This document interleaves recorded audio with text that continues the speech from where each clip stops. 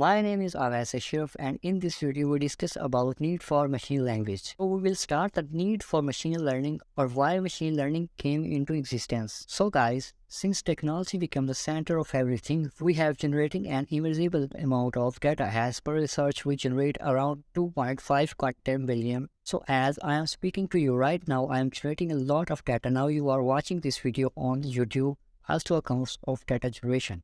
It is finally possible to build predictive models that can study and analyze complex data to find useful insights and deliver more accurate results.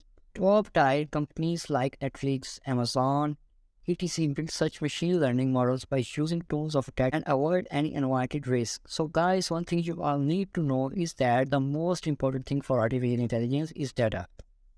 Data is a solution. We just need to know how to handle the data. And the way to handle data is through machine learning, deep learning, and artificial intelligence. A few reasons why machine learning is so important. It is used to solve problems and find solutions through the most complex tasks faced by organization. So we also needed to improve decisions making. So by making use of various algorithms, machine learning can be used to make better business decisions. By building predictive models and using statistical techniques, machine learning allows you to dig beneath the surface and exploit the data at a minor scale.